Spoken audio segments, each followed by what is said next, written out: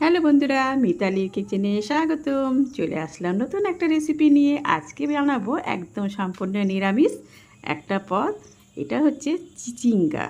তো চিচিঙ্গাটা তোমরা কে কী বলো অবশ্যই জানিও। তো দেখো, চিচিঙ্গাটা তোমাদের দেখালাম, আমরা তো চিচিঙ্গা বলি, তোমরা কি বলো অবশ্যই জানিও। তো চিচিঙ্গার পদটা কেমন করে করো চলো ঝটপট দেখে দিই। প্রথমে চিচিঙ্গাটা ভালো করে ঘষে কেটে নিয়েছি জিরি করে, যেমন করে পটল ভাজা আমরা ঘষে পটিতে ঘষি সেরকম কিন্তু ঘষে খোসাটা ছাড়িয়ে নিয়েছি, দিয়ে কিন্তু জিরি করে কেটে নিয়েছি। তারপরে পরিষ্কার করে ধুয়ে জল ঝরিয়ে রেখেছি।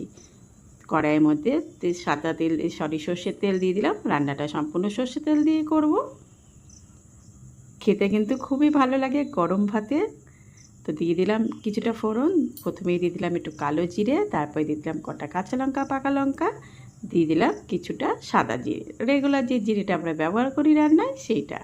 এবার ফোড়নটাকে একটু নাড়াচাড়া করে নেব। ফোড়নটা একটু গন্ধ বেরিয়ে গেলে এরপরে কিন্তু আমি চিচিঙ্গাটা যে কেটে রেখেছিলাম জিরি করে সেটা এবার দিয়ে দিলাম।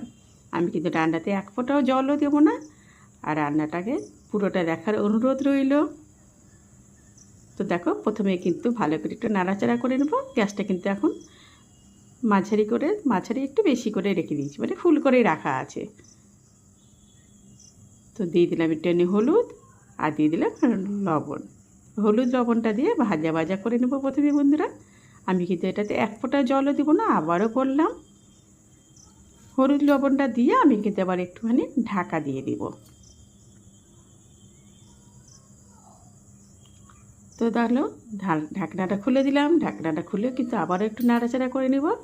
একটু সময় নিয়ে ভাজবে, তাহলে কিন্তু খেতে ভালো লাগবে। আর তোমাদের জলও কিন্তু এক ফোঁটাও দিতে হবে না এর মধ্যে। এবার একটু শুকনো মশলা অ্যাড করব। দিয়ে দেবো কিছুটা জিরের গুঁড়ো আর দিয়ে দেবো কিছুটা ধনের গুঁড়ো। জাস্ট এই দুটো মশলাই পড়বে, আর কিন্তু কিছু মশলা পড়বে না।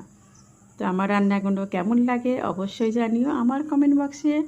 নতুন বন্ধুদের অনুরোধ রইল, চ্যানেলটাকে প্লিজ একটু সাবস্ক্রাইব করে দিও আর বেল বাটনটা অন করে রেখো, তাহলে কিন্তু নতুন রান্না তোমার কাছে পৌঁছে যাবে আগে। দিয়ে দিলাম কিছুটা মিষ্টি, মানে চিনি। এটা তোমরা স্কিপও করে যেতে পারো। তো এটাতে একটু চিনি দিলে ভালোই লাগবে খেতে বন্ধুরা। তো আবারও একটু নাড়াচাড়া করলাম। দেখো, রান্নাটা প্রায় হয়ে এসছে। এবার কিন্তু আমি এর মধ্যে দিয়ে দিলাম কিছুটা নারকেল কুড়া। এই নারকেল কুড়াটা দেওয়াতে আরও তরকারিটা দারুণ হয়ে যাবে। তোমরা যদি নারকেল কুড়াটা স্কিপ করতে চাও তাহলে কোনো অসুবিধা নাই। তো নারকেল কুড়াটা দিয়ে আবারও একটু ভাজা করলাম। এটা কিন্তু জাস্ট একটু ভাজা হবে বন্ধুরা। তার জন্য কিন্তু আমি এক ফোঁটা জলও দিইনি। জল দিলে কিন্তু খেতে ভালো লাগবে না। তো দেখো, ফাইনালি কিন্তু আমার রান্নাটা হয়ে গেছে, তোমাদের দেখিয়ে দিলাম।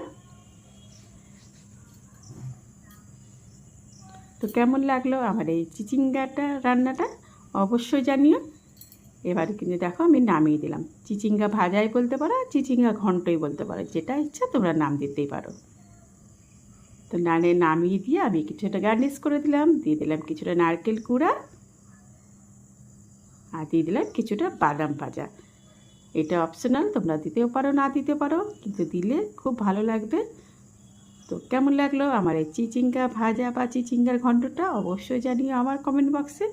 যদি ভালো লেগে থাকে প্লিজ একটু শেয়ার করে দিও। সবাই ভালো থেকো বন্ধুরা। আবারও চলে আসবো নতুন রান্না নিয়ে তোমাদের মাঝে। টাটা।